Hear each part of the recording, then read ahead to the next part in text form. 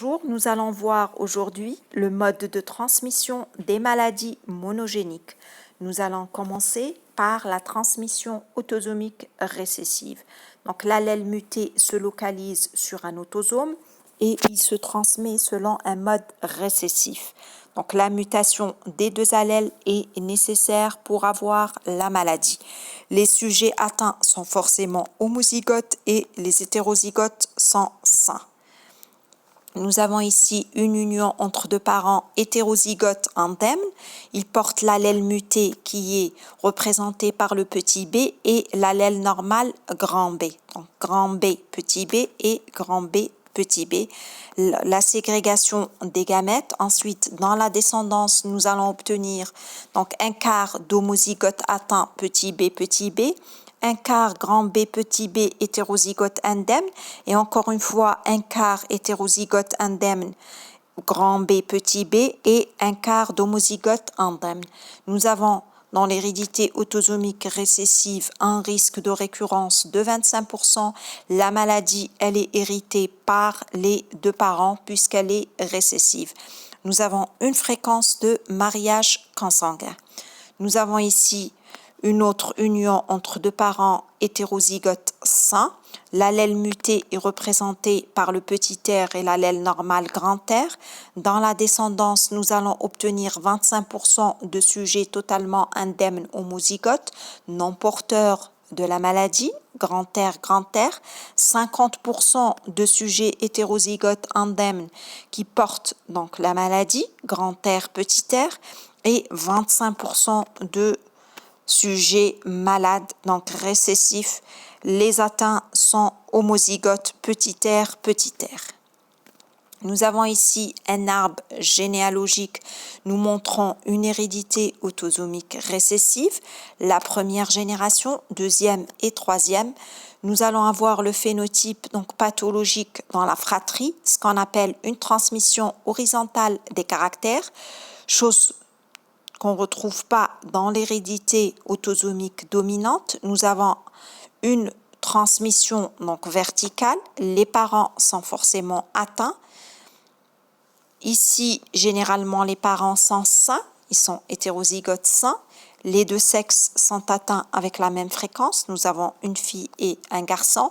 Et nous avons une possibilité d'avoir une transmission père-fils qui n'existe pas dans l'hérédité liée à l'X. Comme exemple de maladie, la plupart des maladies récessives autosomiques sont des maladies métaboliques dues à des anomalies enzymatiques.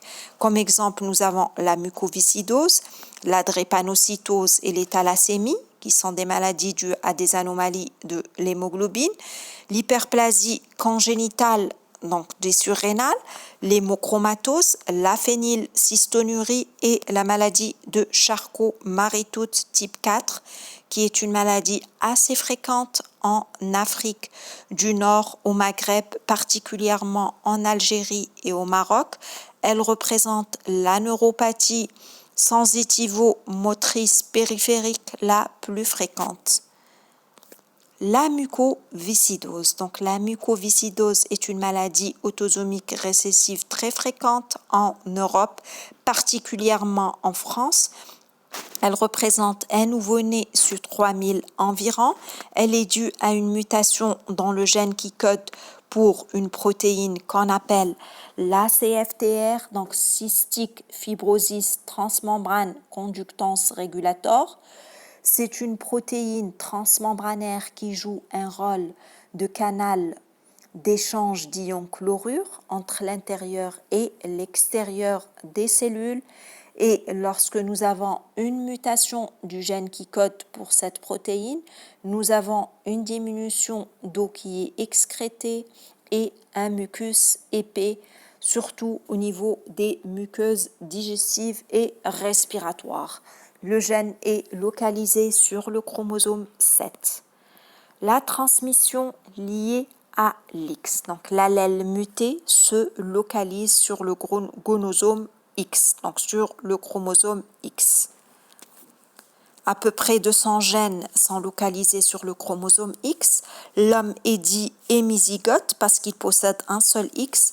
Nous avons une absence de transmission père-fils puisque donc, le garçon va hériter du X de sa mère et de l'Y du père. Nous allons commencer par la plus fréquente, les maladies récessives liées à l'X. Donc l'allèle muté se localise sur le chromosome X et il se transmet selon un mode récessif. Nous avons ici une union entre une femme qui est conductrice de la maladie, elle est hétérozygote, donc indemne, conductrice. L'allèle muté est représenté par le petit X et l'allèle normal par le grand X. Et avec un homme indemne grand X, Y. Donc les gamètes, ensuite dans la descendance, un quart des filles qui sont conductrices, un quart des fils qui sont atteints avec petit x, Y, un quart des filles indemnes avec grand X et un quart des fils indemnes avec grand X, Y. Donc ce qu'on a obtenu dans la descendance, c'est que on a obtenu donc des proportions de un quart. Les sujets atteints naissent de parents, puisque c'est une transmission récessive, naissent forcément de parents qui sont normaux, donc la mère, elle est conductrice. Nous allons obtenir dans la descendance donc, des garçons, la moitié des garçons seront atteints et la moitié sains. Et dans les filles, nous allons avoir donc la moitié des filles qui seront conductrices et la moitié qui seront donc indemnes avec grand X, grand X. Nous avons ici une union donc entre un homme atteint petit x, Y et une femme indemne grand X, grand X. Nous allons obtenir dans la descendance donc la moitié des filles seront conductrices avec grand X, petit x. Et les garçons indemnes, grand X, Y, on a dit absence de transmission père-fils et l'homme est dit hémizygote. Nous avons ici un arbre généalogique nous montrant la transmission récessive liée à l'X. La maladie, elle est beaucoup plus fréquente chez les hommes que chez les femmes. Nous avons des sujets de sexe masculin lorsqu'ils sont atteints. Donc généralement, lorsqu'ils sont atteints, généralement on retrouve des sujets atteints donc, de sexe masculin dans la lignée donc, maternelle. Nous avons ici donc, un garçon qui est atteint. Son grand-père maternel, lui aussi, est atteint. Donc les femmes sont conductrices de la maladie. Puisque c'est une transmission donc, récessive, nous avons des sauts de génération, chose qu'on ne retrouve pas dans la transmission dominante. Nous avons une absence de transmission, donc père-fils. Ici, c'est la mère qui a introduit la maladie.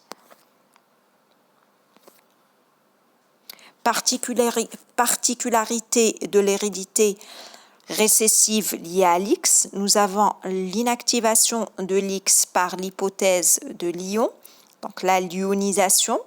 Marie Lyon a mis en évidence cette hypothèse. Au cours de l'embryogénèse, on aura une inactivation de l'un des chromosomes X. Lorsqu'il s'agit d'une maladie donc récessive liée à l'X où la femme elle est conductrice, donc nous allons avoir l'allèle muté et l'allèle normal. Donc là, l'inactivation, lors de l'inactivation, donc l'allèle muté, il peut être soit inactivé, soit actif. C'est pour ça que nous avons, donc c'est une particularité, le phénotype peut changer. Deuxième particularité, c'est les mutations de nouveau. Des mutations peuvent survenir sur le chromosome X au cours de la division méiotique. Exemple de maladie donc récessive liée à l'X, nous avons premièrement la dystrophie musculaire de Duchenne, qui est vraiment donc fréquente. Nous avons l'hémophilie, soit l'hémophilie A ou bien l'hémophilie B, comme on voit ici Donc la reine Victoria, c'est elle qui a introduit donc l'hémophilie B dans la famille. Elle était conductrice de la maladie. Nous avons l'angiokératose diffuse, le daltonisme, l'anomalie de la vision des couleurs, un déficit enzymatique en G6PD, glucose 6-phosphate déshydrogénase et un déficit en ornithine transcarbamylase ou bien OTC. La dystrophie musculaire de Duchenne est une maladie donc récessive liée à l'X grave. Elle débute généralement vers l'âge de 2 ans. Elle va entraîner une atteinte progressive pratiquement de tous les muscles du corps humain. Les maladies dominantes liées à l'X sont beaucoup plus rares par rapport aux récessives. Donc là, nous avons une union entre une femme qui est atteinte, qui est hétérozygote, donc grand X, petit x. Grand X, donc c'est l'allèle muté. L'homme avec un homme indemne, petit x, y. Dans la descendance, nous allons obtenir donc un quart des filles qui seront atteintes avec grand X, petit x. Un quart des garçons qui seront atteints avec grand X, Y. Un quart des filles qui seront indemnes avec petit x, et un quart des fils qui seront indemnes avec petit x, y. Donc nous allons obtenir donc 25% de filles atteintes, 25% de garçons atteints, 25% de filles normales, indemnes, et 25% de garçons atteints. Donc l'union, on a dit, entre une femme qui est atteinte et un homme qui est indemne. Donc, puisque c'est une maladie, on a dit, dominante, nous avons une transmission donc verticale des caractères. Et ici, la maladie, puisque la femme, elle porte 2 chromosomes X, la maladie, elle est beaucoup plus fréquente chez les femmes que chez les hommes. Comme exemple de maladie, nous avons premièrement le rachitisme vitamino-résistant hypophosphatémique qui est dû donc à une anomalie au niveau du récepteur de la vitamine D. Et comme deuxième exemple de maladie, nous avons le syndrome de l'X fragile qui se manifeste par un retard mental. La transmission liée à l'Y. Nous avons peu de gènes, à peu près une dizaine de gènes localisés sur le chromosome Y. Ils sont dits gènes holondriques. Et là, nous avons une transmission des caractères strictement père-fils, puisque la femme, elle n'a pas de Y. Comme exemple, nous avons l'hypertrichose, donc les poils, l'hypertrichose des oreilles. Maintenant, quelques définitions. Le gène létal. Donc, le gène létal est un gène qui va provoquer la mort de l'individu qui le porte. Donc, la mutation de ce gène, elle va provoquer soit une perte totale de la fonction du gène, soit elle va modifier sa fonction. Comme exemple, nous avons la dystrophie musculaire de Duchenne, donc qui va aboutir à la mort de l'individu. Facteurs, nous avons vu les différents modes de transmission, autosomique dominant et récessif, liés à l'X dominant et récessif. Nous allons voir des facteurs qui sont susceptibles de modifier le phénotype. Premièrement, la pseudo-dominance. C'est quoi la pseudo-dominance? Il peut s'agir d'une transmission donc récessive et on peut avoir l'impression d'avoir une transmission dominance. Donc nous allons voir un genre de transmission verticale des caractères. Dans certains traits récessifs fréquents,